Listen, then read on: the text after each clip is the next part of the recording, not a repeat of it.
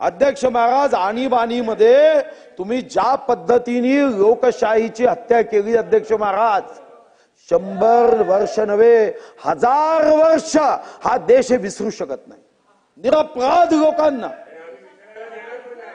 नाही देणार नाही आपण, दिले तरी जनता थोडी विसरते हो. अहो हजारो वर्ष रावणाला विसरली नाही, जर तुम्ही कृती वाईट कराल तर त्याला विसरली नाही. तर अध्यक्ष महाराज या ठिकाणी ज्या पद्धतीने तुम्हाला माहित आहे काय दुरुस्ती केली, हेकडे आणले नसते तर कदाचित हा कागद मी वाचणार नव्हतो. पण अध्यक्ष महाराज, ही जी घटना दुरुस्ती केली, किती दुरुस्त्या केल्या आणीबाणीमध्ये, आणि हे मी काँग्रेसवर टीका करण्यासाठी वाचत नाही, हे वाचत यासाठी आहे की जसं शिक्षक एखाद्या विद्यार्थ्याला चूक लक्षात आणून देऊन पुन्हा तो चूक करू नये हे सांगतो, त्यासाठी हे वाचणं गरजेचं वाटतंय मला की पुन्हा काँग्रेसने ही चूक करता कामा नये. काय केलं अध्यक्षांत बदल काय केले, राष्ट्राची एकता बदलून राष्ट्राची एकता व अखंडता हा शब्द टाकला इथपर्यंत ठीक आहे. पण अध्यक्ष महाराज पुढे काय केलं, संसदेच्या 2/3 बहुमताऐवजी संसदेच्या साध्या बहुमताने सर्व निर्णय घेण्याची तरतूद केली.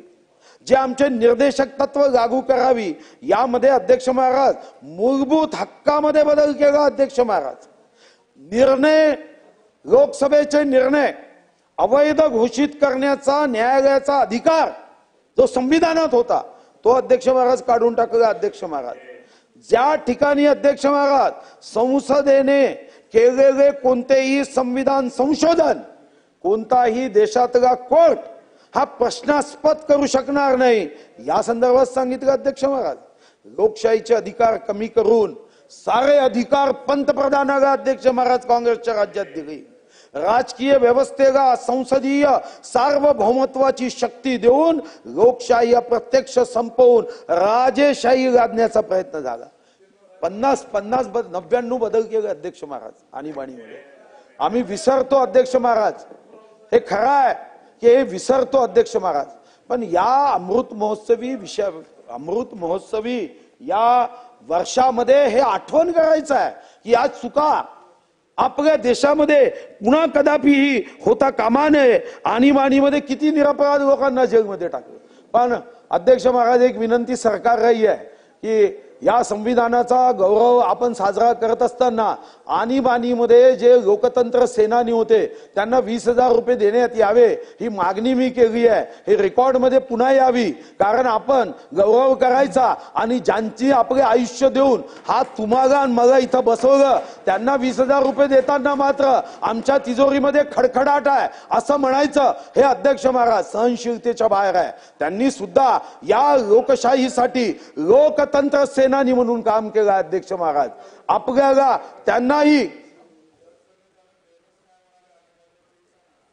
ते काय महात्मा गांधी काय म्हणाले तेही सांगतो. असं नाही राहत रावसाहेब. ओ तेव्हा नाही तर काँग्रेसनी विसर्जित करा सांगितलं होतं ना भाऊ.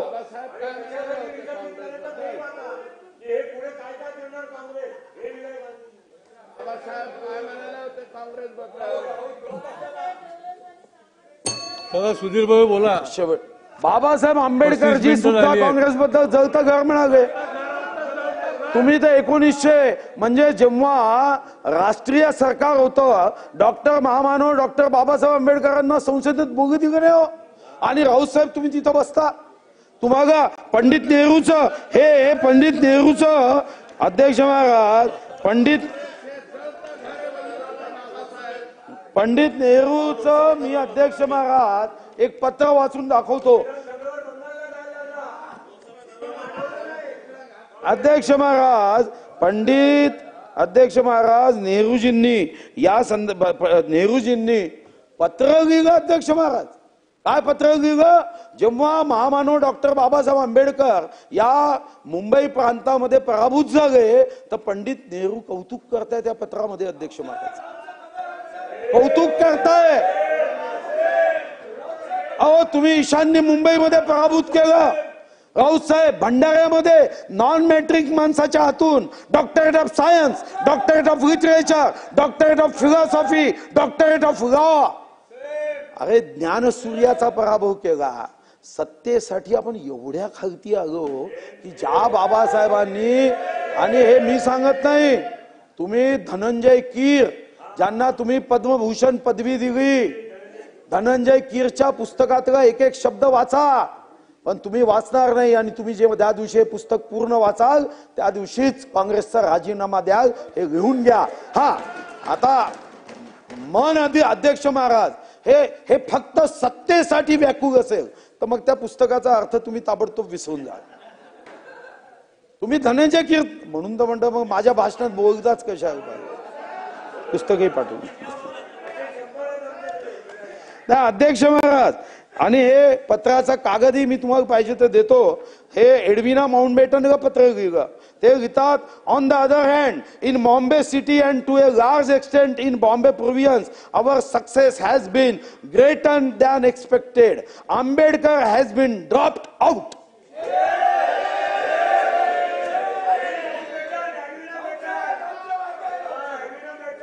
हा, त्यांना खुश करायचं अध्यक्ष महाराज. आणि या संदर्भामध्ये अध्यक्ष महाराज,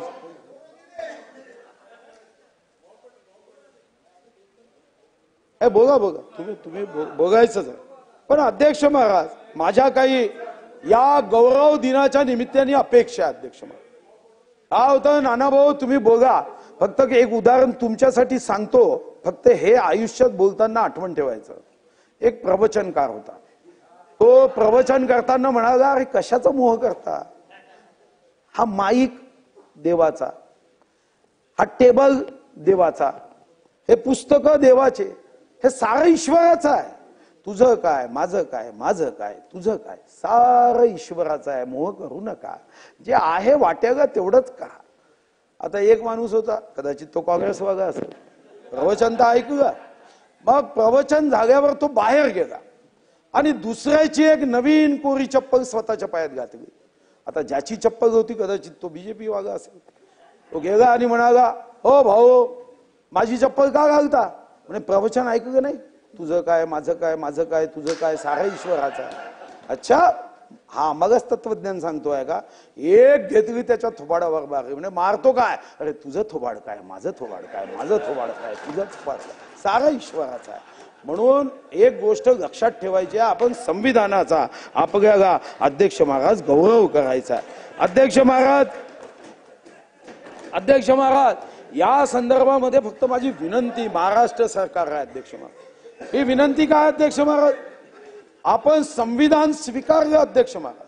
ही संविधान अतिशय शक्तिशाली घटना आहे, जगातली सर्वात मोठी घटना आहे.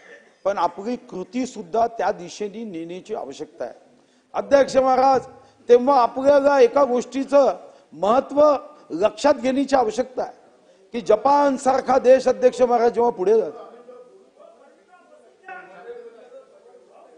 तुझ्यावर नाही बोललो,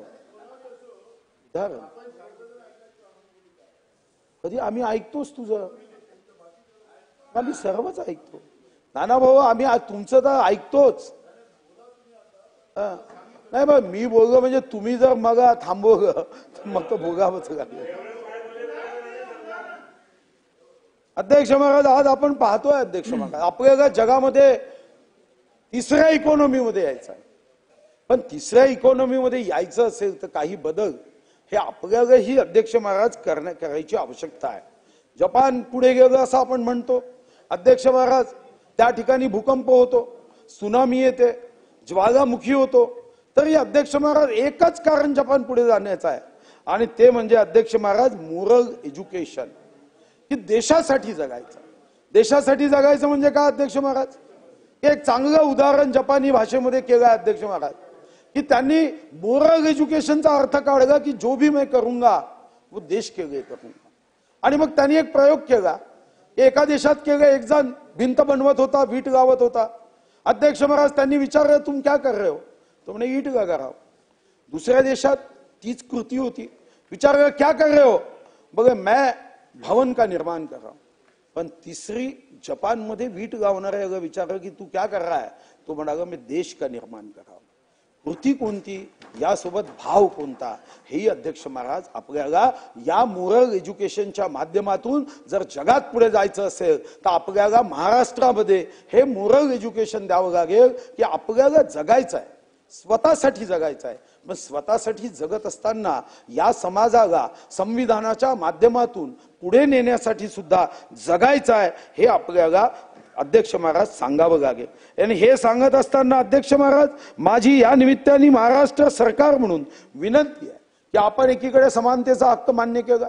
अध्यक्ष महाराज आपण या संदर्भामध्ये समानतेच्या हक्कासोबत स्वातंत्र्याचा हक्क मान्य केला. अध्यक्ष महाराज शोषणाविरुद्धचा हक्क मान्य केला, धर्मनिरपेक्षतेचा हक्क मान्य केला, सांस्कृतिक हक्क मान्य केला, कायदेशीर हक्क मान्य केला. पण अध्यक्ष महाराज आपल्याकडे याची जाणीव सुद्धा करून द्यायची आवश्यकता आहे की अध्यक्ष महाराज लोकशाही ही संस्कारित आणि संयमित मार्गाने गेली पाहिजे. ही संविधानाच्या स्वतःच्या फायद्याचा अर्थ समजून स्वैराचारी मार्गाने जाता कामा नये. अभिव्यक्ती